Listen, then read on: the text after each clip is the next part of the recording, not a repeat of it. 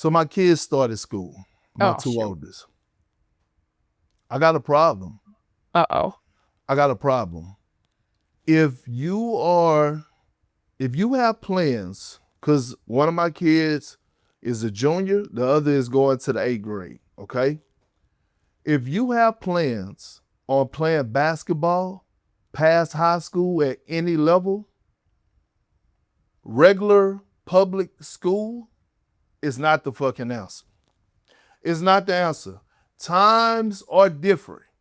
They're wasting 3 hours of their day doing shit at their school that's not benefiting them, and they're getting behind the 8 ball. Okay, here's why I say that.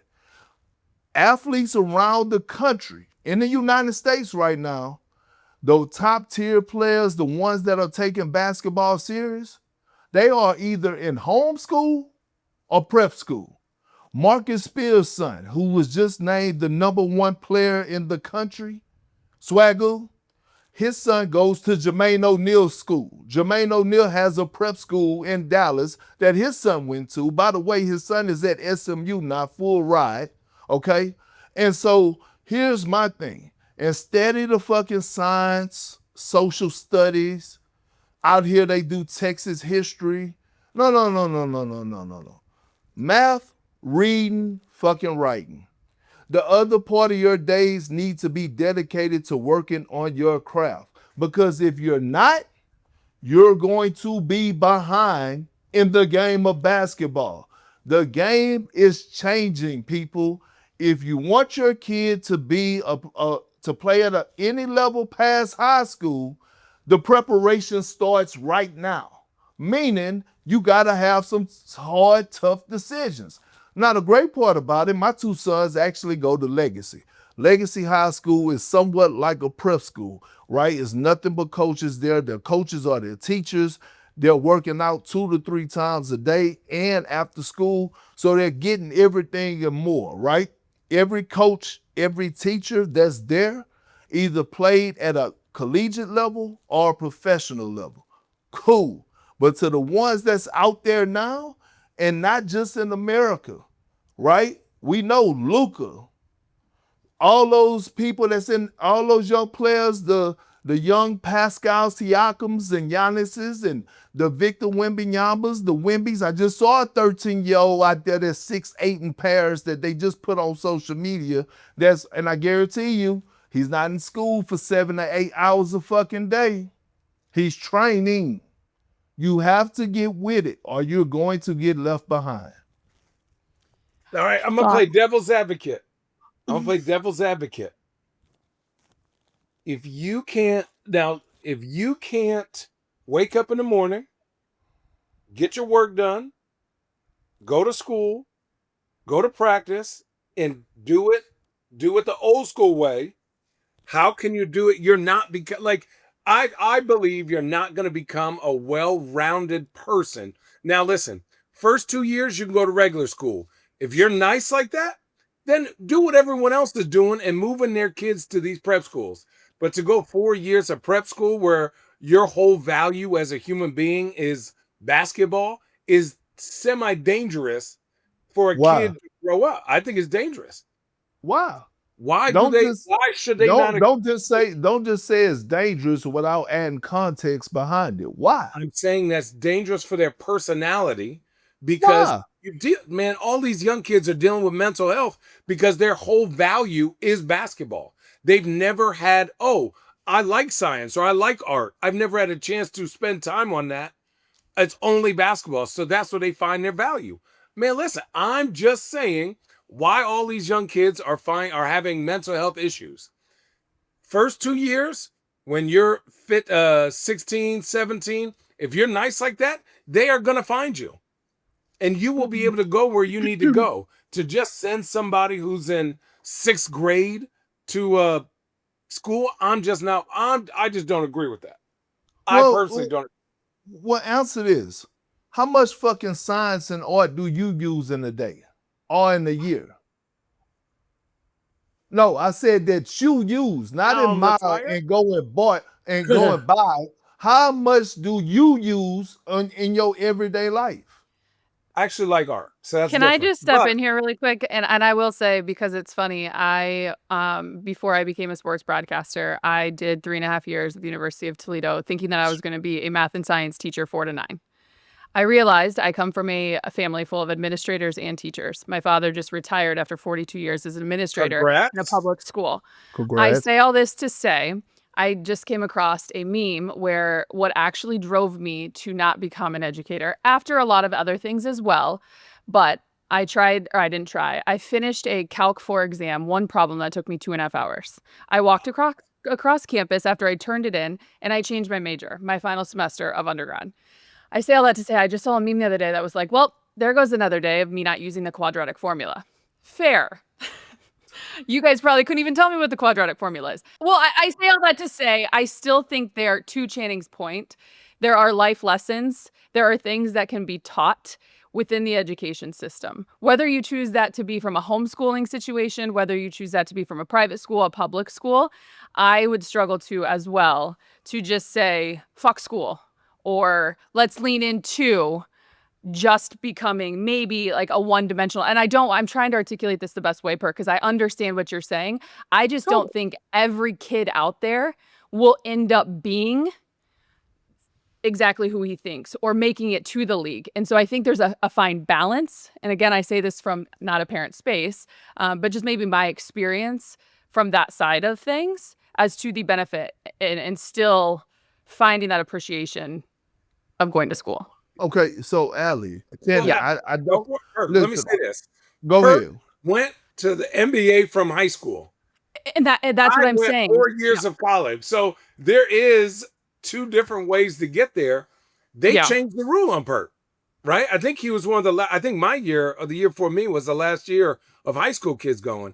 So he is absolutely right that kids do need to, if they need that, go there. But I'm also right to saying some kids need to go to regular school for a year or two and then say, okay, now I'm turning into a young man.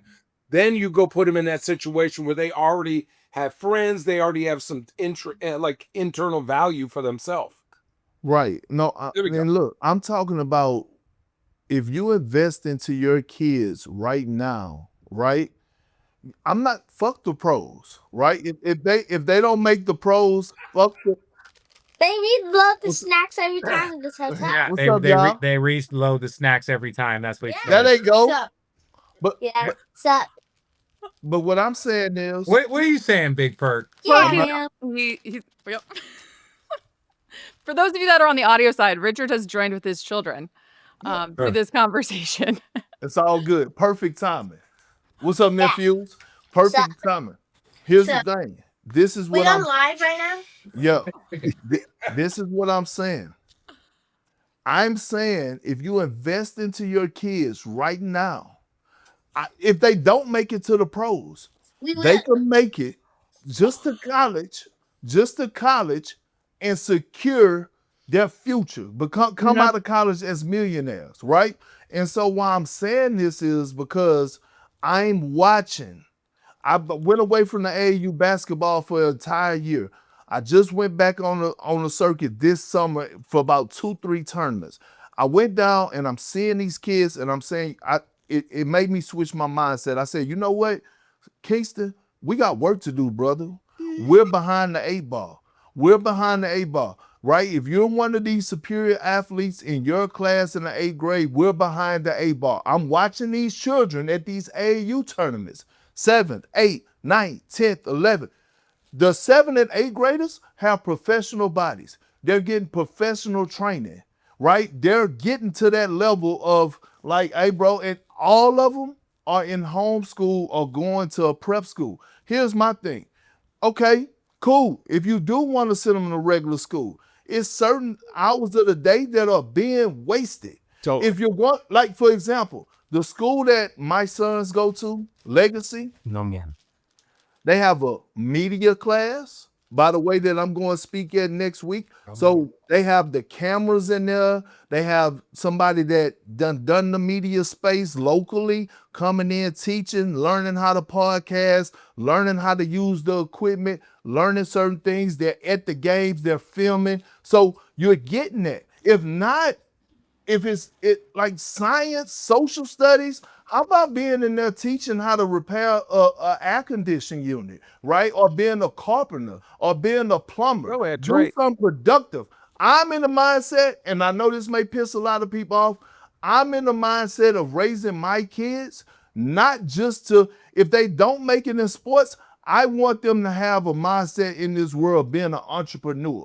We're going away from the whole go get you a degree, come out of college, and you have this degree, but you struggle for another 3 to 4 years to find a fucking job. No. When you could take these classes in school, we're just learning this. You could take certain classes while you're in high school as a carpenter and a plumber that take 2 years to get your certification, and you come out making with your own bit. They start you off, you'll go get hired, you making 6 figures. By the time you finish, learning it, working on a few people houses as an electrician or whatever you may want to be, next thing you know, you own your own company.